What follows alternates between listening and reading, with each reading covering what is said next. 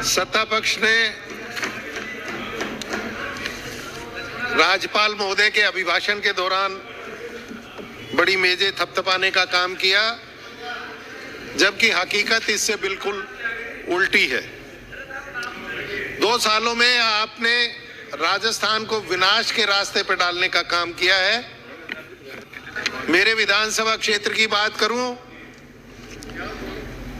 तो आपने बदले की भावना से काम किया है। आपने सीकर संभाग व नीमका थाना जिले को खत्म करके इस क्षेत्र के विकास को खत्म करने का काम किया है। आपने चुन चुन कर कर्मचारियों के बदले किए हैं, तबादले किए हैं। आपने 2 साल में एक भी मेरे विधानसभा क्षेत्र में विकास का काम नहीं किया। उल्टे आपने पिछली साल सरकार के जो किए गए काम थे उनको रोकने का काम किया है। मैं इस सदन में कुछ उनमें से काम सदन के सामने रखता हूं। आपने सबसे पहले जिला हटाया। आपने कुंभाराम लिफ्ट योजना, जिसकी सभी कार्रवाई पूरी हो चुकी थी, उसके टेंडर न करके उसको रोकने का काम किया है। आपने एमसीएच अस्पताल जो बनकर तैयार है उसे चालू नहीं किया है, ना ही उसकी मशीनें खरीदी हैं, ना ही उसमें स्टाफ की नियुक्ति की। अब आए इसी प्रकार चला में सीएचसी अस्पताल बनकर तैयार है, आपने ना उसमें मशीनें खरीदी हैं, ना इसमें स्टाफ लगाया है और ना आपने उसको चालू किया।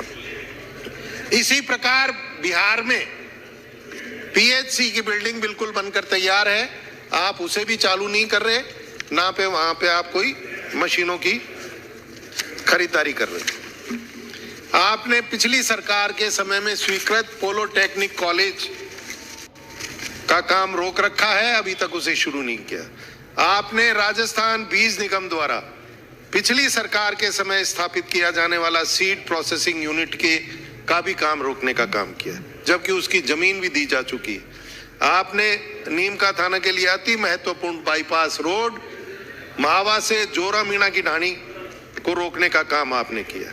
आज जो भी काम नीमका थाना में चल रहे हैं वो पिछली सरकार के स्वीकृत काम हैं, नया काम कोई भी नहीं है। आपने बिंदु संख्या 123 पर यमुना का पानी लाने की बात कही, तो मैं इस सदन में कहना चाहता हूं कि पहले जो कुंभाराम लिफ्ट परियोजना, जिसकी सारी कार्रवाई पूरी हो चुकी है, उसके टेंडर करवाएं, उसके बाद यमुना जल की बात करें। मुख्यमंत्री जी लोकसभा चुनाव में सीकर गए थे, उस समय उन्होंने कहा था कि 4 माह में हम यमुना जल की डीपीआर तैयार करवा के काम चालू कर देंगे। आज लगभग 2 साल हो गए, वो डीपीआर अभी तक नहीं बनी। मैं इस सदन में ये बताना चाहूंगा कि मुख्यमंत्री हरियाणा के खट्टर साहब ने उसी वक्त यमुना जल के समझौते की पोल खोल दी थी।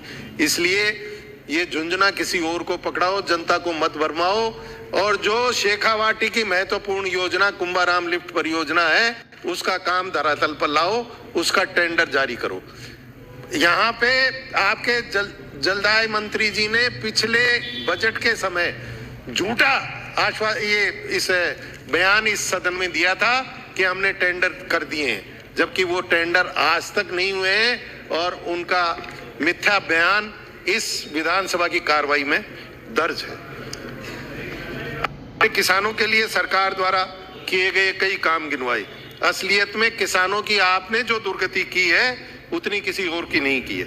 बिंदु संख्या 64 में आप कहते हैं कि हम दिन में बिजली दे रहे हैं।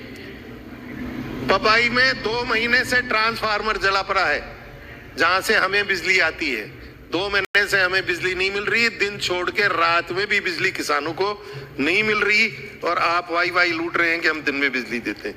दिन में बिजली तो पिछले 5 साल के कार्यकाल में मिली थी, जब 2 फेज में दिन में बिजली आती थी और बिजली का बिल भी नहीं आता था, फ्री में बिजली मिलती थी।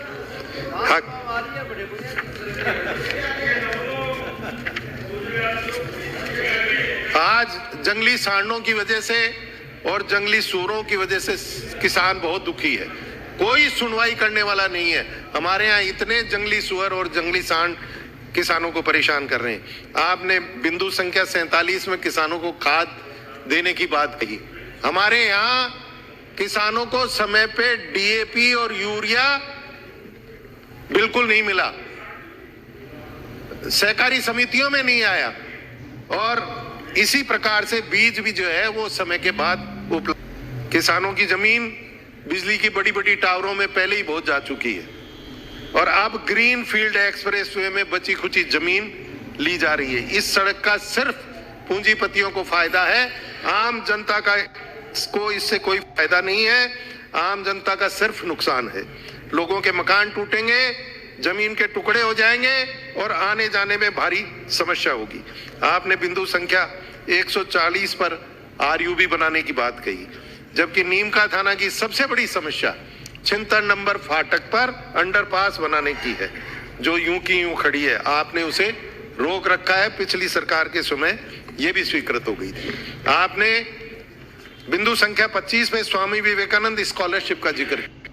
मैं इस सदन में बताना चाहूंगा कि आपकी सरकार ने विदेशी यूनिवर्सिटी जिनकी पात्रता थी बच्चों की, जिनमें पढ़ सकते थे, उनकी संख्या में भारी कटौती करके आपने युवाओं के साथ एक बहुत बड़ा उन पे कुठाराघात किया। आपने कानून व्यवस्था मजबूत होने की बात कही। हकीकत में कानून व्यवस्था ध्वस्त हो चुकी है।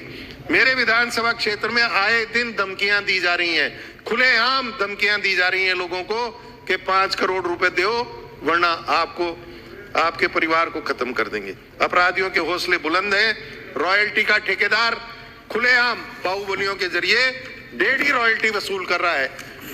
पुलिस और प्रशासन चुप रहकर उनकी मनमानी में साथ दे रहे हैं। कोई सुनने वाला नहीं है। जल जीवन मिशन में आप कहते हो कि इतना काम पूरा कर दिया। मेरे विधानसभा क्षेत्र की हालत यह है कि 20% काम भी जल जीवन मिशन में पूरा नहीं हुआ है। धन्यवाद।